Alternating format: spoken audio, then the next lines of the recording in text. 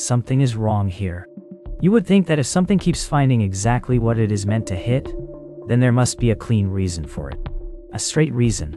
Something measured, fixed, dependable. That is what we expect. If it never misses, then it should feel settled. It should feel easy to trust. But the more you sit with that, the less settled it feels. Because there is a difference between reaching something and finding it every time. There is a difference between being aimed and arriving as if nothing could have happened any other way. And once you notice that, the whole thing stops feeling as simple as it should. It still reaches the same place. It still does what it is supposed to do. But something about that precision does not sit where you expect it to. So why does it never miss its target? The first records make the answer look simple. In the Forge accounts, Gungnir is described less as a marvel than as a finished piece of work. Dwarven made, dark shaft polished smooth, head seated so exactly on center that no tilt could be found when it was laid on a flat stone. Later copies list weight and length, but what they keep returning to is balance. Not sharpness, not size, balance. In one hull inventory, a row of ordinary spears is noted as leaning off true in their rack, while the prize spear stood upright without support. That sounds like exaggeration until the practice evidence is set beside it. On painted shields used for throwing drills, the surviving descriptions are monotonous in a way that usually helps. Spear after spear in the field struck near the middle mark. The wording is repetitive, almost clerical. Centered hit, centered hit, centered hit. If the weapon never missed, perhaps it did not need sorcery at all. A spear made by master smiths, weighted beyond any human rival, carried by a god associated with battle? What else would witnesses say, except that every cast struck? That explanation holds together neatly while the evidence stays close to workshops and training grounds. The shaft's finish suggests careful shaping. The head seating suggests exact alignment. A weapon can earn a legend by doing one thing better than any other weapon. Then the battle material intrudes. In the smoky hall at Leyre, or what later tradition identifies as such, the spear is not displayed among tools of craft. It hangs alone beneath Odin's sign. The placement matters, because the earliest battle references do not praise its handling first. They mention whose hand held it. One poem names no dimensions, no maker, no throw, only that Odin bore it when armies met. If perfect balance explains the reputation, why does the reputation attach so quickly to the bearer rather than the build? Still, that can be absorbed. A superior weapon in the hand of the war god would gather stories faster than any ordinary spear. The accounts of every cast striking would spread because no one wanted to separate the object from the figure carrying it. But the surviving descriptions of those strikes are awkwardly imprecise. Some say it struck where it was sent, which sounds technical enough. Others say only that it did not fail. That is not the same claim. A balanced spear can be measured by flight, arc, penetration, drift in wind. Did not fail belongs to a different kind of record. The physical traces keep pulling back toward craftsmanship. Centered head, straight stance, repeated hits. Yet the textual pattern keeps adding a second pressure. The spear is introduced under a battle banner before it is introduced in a target range. Its fame arrives already attached to Odin. And if the explanation is only workmanship, why do the reports preserve certainty about outcome more carefully than they preserve any details of the throw? So the question narrows instead of closing. Was Gungnir said never to miss because it flew more truly than any forged weapon could? Or because once Odin cast it, the strike was already being counted in some other way? The forged light answers one part of that. The hall beneath the banner leaves the rest open. At first, the answers seem to be sitting in the wood itself. The shaft attributed to Gungnir in the oldest descriptions is never described first by weight or taper, but by marks. Close-cut runes spiraling along pale wood, their grooves darkened as if they had been packed with soot or pitch. That detail appears often enough to matter. In one inventory of temple weapons, ordinary spears are counted by iron and ash. This one is identified by carving alone. If the weapon never missed, perhaps the reason was not balance at all, but inscription.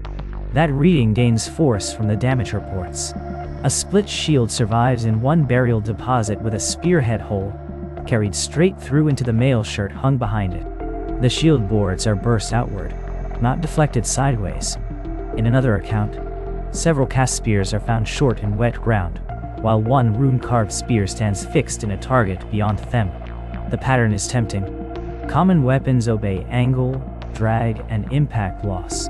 This one keeps its line. Dwarven workmanship would explain excellence.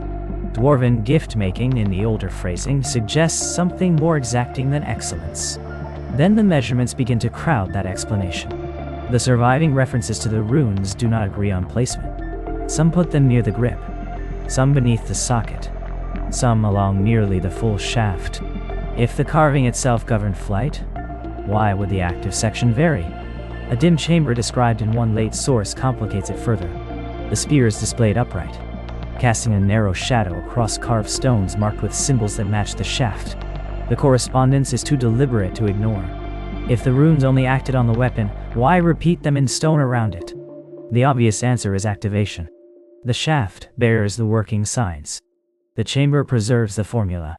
That would fit the formulaic language in the poems, where the spear does not merely fly but finds, or takes, its road. Not thrown well then, but directed.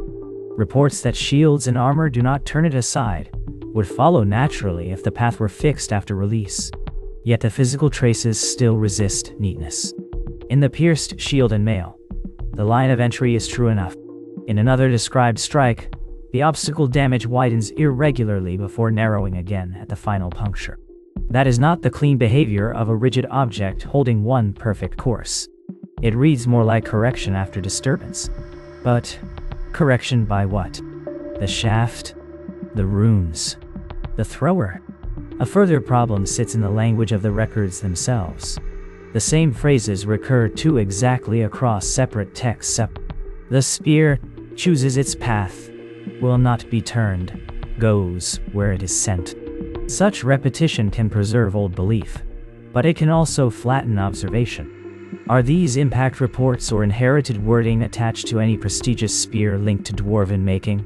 Still, one detail keeps the enchantment explanation alive.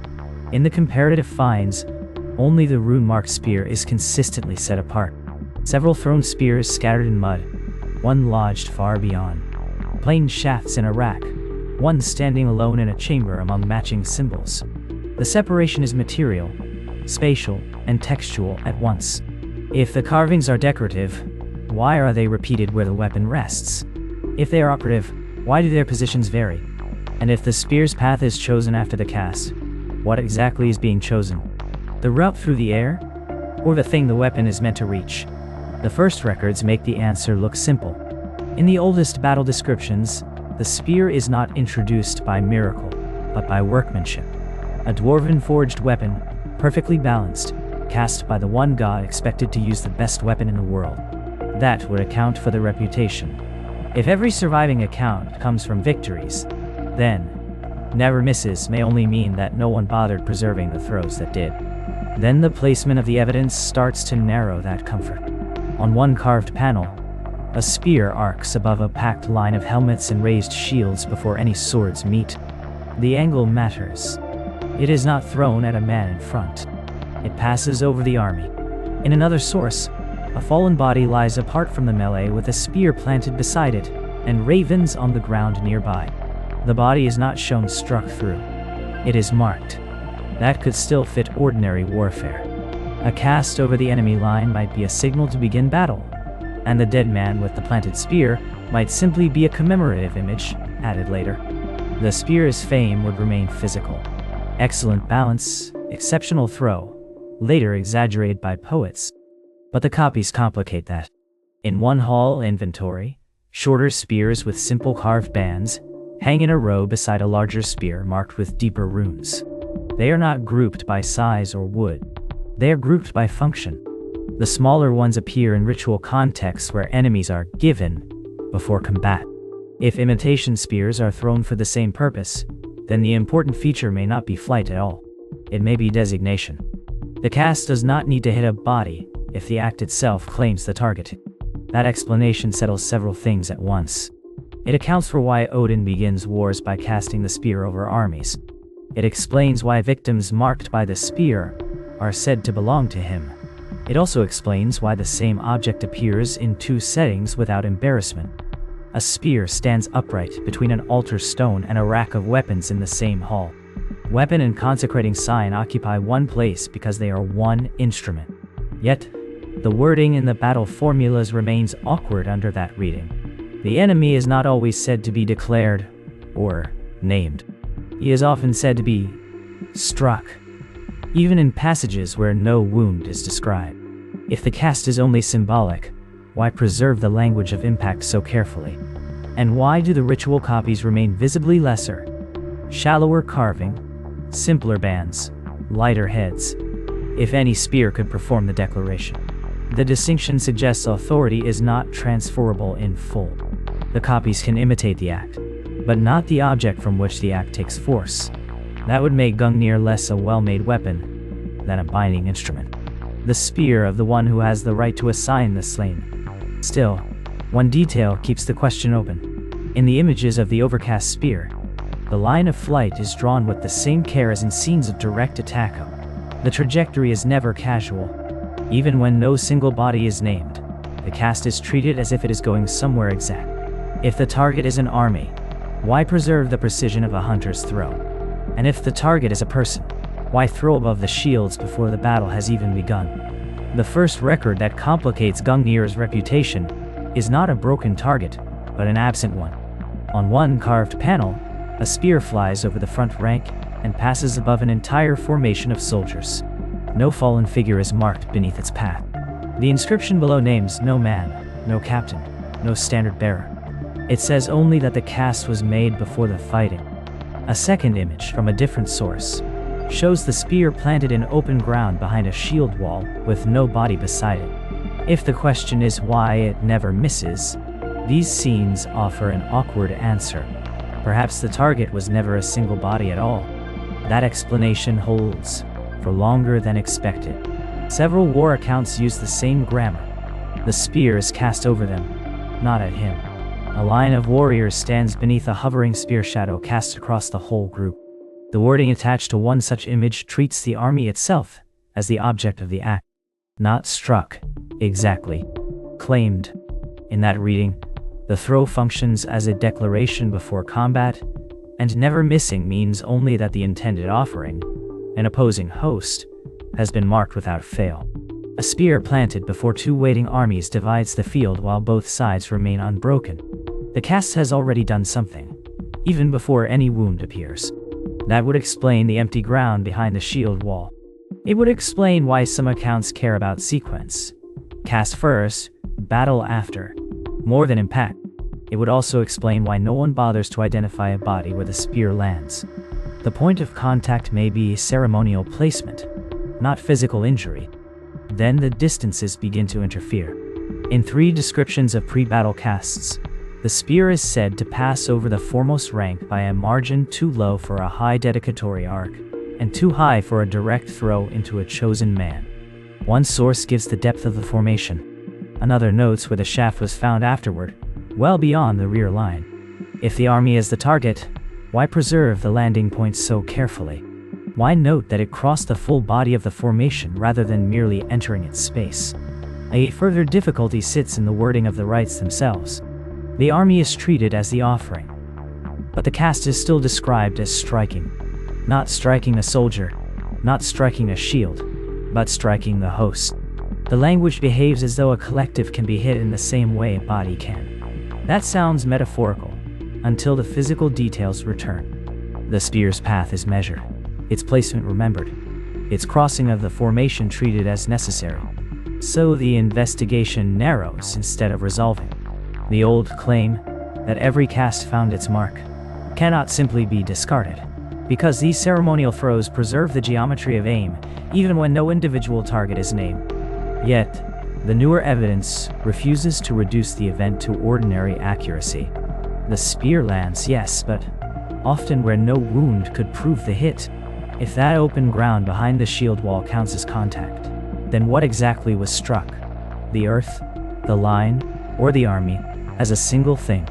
And if the whole formation can be the target, why must the throw still pass over it in so exact a course? The first inventory makes the problem look simple. In the West Archive, an ornate spear rests apart from a bundle of plain ritual spears on a stone benchel. The separation is old, not curatorial. Dust lies evenly over the plain shafts. The larger one has been lifted and set down often enough to leave a clean border in the grit. Its name appears in 3 copied verses beside it, each using the same verb for striking. Not casting broadly, not marking, but driving through. If the question is why it never misses, the poems seem to answer too quickly. This is not one more ceremonial spear. It is the one meant for a chosen body. That reading gains weight from the target post recovered at Hrafnfield. A spearhead protrudes from a tree trunk behind a shattered shield strapped to a post. The shield boards are broken inward. Iron boss split. The trunk behind it carries the same line of entry, almost perfectly centered. A practical explanation offers itself at once. Extraordinary force. A heavy head, narrow profile, balanced shaft, enough speed to ignore what would turn an ordinary throw. If every account of never missing began as admiration for penetration, the language could have grown from there. The workshop fragments support that for a while. Broken planks and torn hide hang around a narrow hole, punched straight through them by a single shaft. The hole is cleaner than the damage around it, as if the point had already chosen its width before the wood had time to tear. The surviving dimensions of the opening match the reconstructed head within a few grains. Not broad impact, not glancing deflection. Direct entry. It becomes easy to imagine how a weapon that passes through obstacles would seem unable to be stopped, and therefore unable to miss. Then the body records interfere. One armored fighter stands alone at the far end of a field, with a spear fixed through the center of his chest. That is how the burial panel shows it, and the panel is late enough to be dismissed as stylized until the grave beneath it is opened. The rib damage is centered. The mail rings around the wound are burst inward, yet the line from probable throwing position to body is obstructed by 2 things found in place: a shield rim fragment to the left of the sternum, and a horse skull directly behind the victim, both carrying punctures on different angles. One cast should not produce 3 incompatible paths, unless there were several spears. But the songs naming the dead man insist on one enemy, chosen before the throw. One thrust, one fall. The plain ritual spears in the same deposit are shorter, lighter and blunter at the shoulder. Their wear patterns differ. They were made to be seen in the air. The ornate spear was made to arrive. That distinction should settle it. A ritual cast over a crowd can be symbolic. A chest wound through armor cannot. Yet the measurements from the tree post return with an inconvenience. The entry height there matches a standing target. The chest wound belongs to a rider collapsing forward.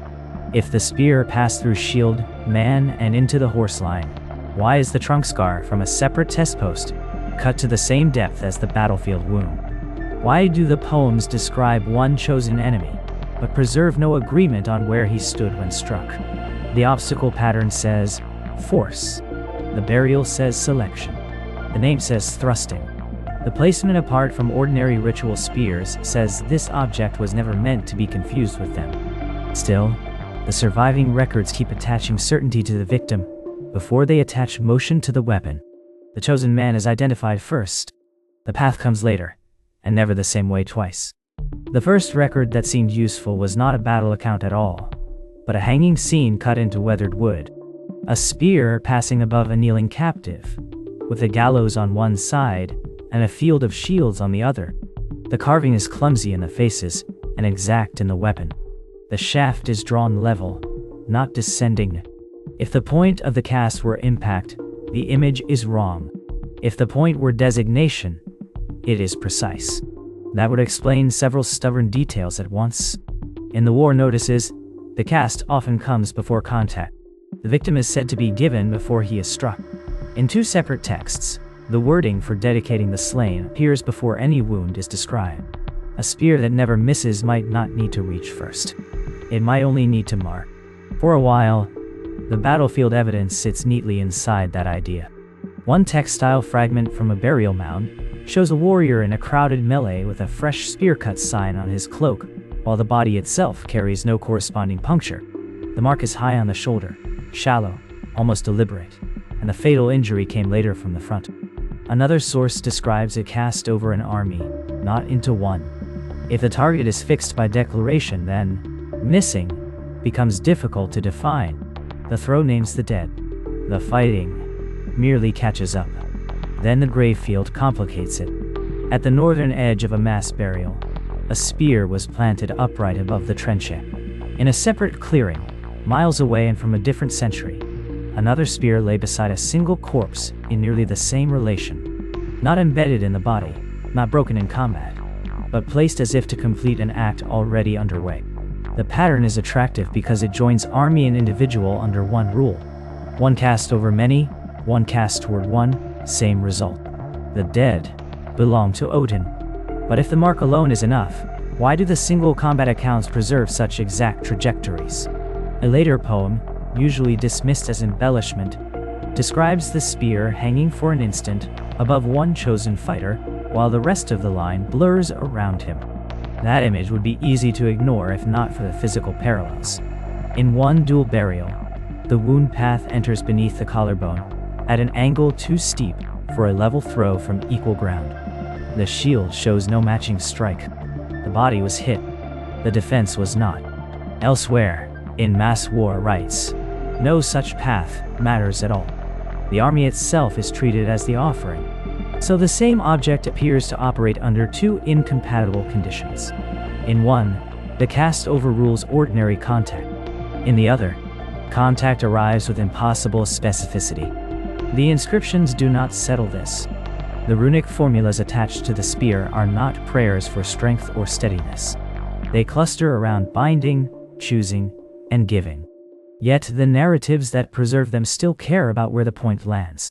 Not always, but often enough to matter. That leaves the most troubling sequence in the dossier.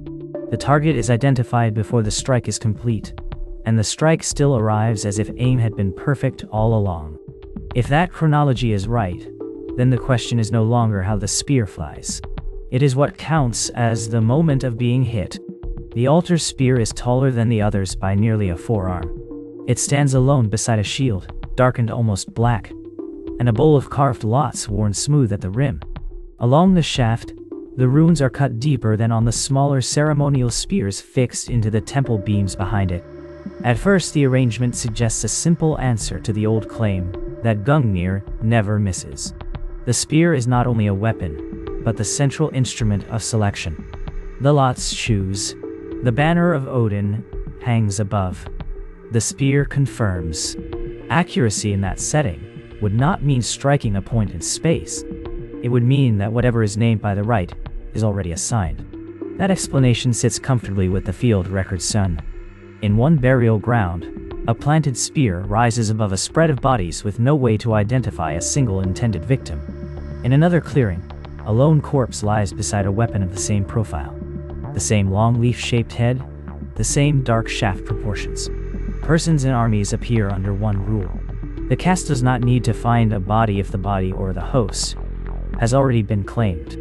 Never misses begins to sound less like a report of flight and more like a report of outcoming. The runes complicate that comfort. Under red firelight beneath Odin's banner, the cuts on the shaft are not decorative repetitions. Their spacing changes near the grip, then tightens toward the head, as if the inscription intensifies where force would travel. Similar marks appear on surviving ritual copies, but only as shallow bands, abbreviated, and often misplaced. The larger spear dominates the room, not merely by size, but by inscription density. If the rite alone mattered, why preserve such exact carving? Why imitate the throw historically in sacrificial and martial settings, yet also preserve a distinction in the object itself? A comparison of accounts keeps the problem open. The temple copies are fixed into beams, displayed as signs. Gungnir is described in motion. The same traditions that treat its cast as dedicatory also insist that it does not fail in battle. If inevitability were entirely symbolic, the copies should suffice. Instead, the copies remain copies, and the larger spear remains singular. The battlefield images sharpen that unease. One planted spear stands over a field of bodies. Another stands beside one corpse. The shape is the same in both scenes, and that sameness is doing too much work. If the target can be an army, then a cast over a formation fulfills the claim. But if the same never-missing tradition is repeated in stories of a single chosen enemy, then the phrase cannot be only ceremonial shorthand. Something in the older language insists on precision, even when precision should be unnecessary. The obstacle stories are often cited there, but they are late and inconsistent, so they can be set aside for now. What remains is harder to dismiss. Rites that dedicate before death occurs, runes that seem to reinforce more than display, and a weapon preserved as both altar object and battlefield implement. The most stable pattern is not that the spear flies better than others. It is that once cast under Odin's authority, the question of where it ought to land has already been settled. Yet the rune itself leaves one practical difficulty. The smaller ceremonial spears repeat the gesture. The larger one repeats the claim. If imitation was enough to mark the doomed, why did tradition keep returning to one named spear, one runic shaft, one object feared as if its throw did more than announce a decision?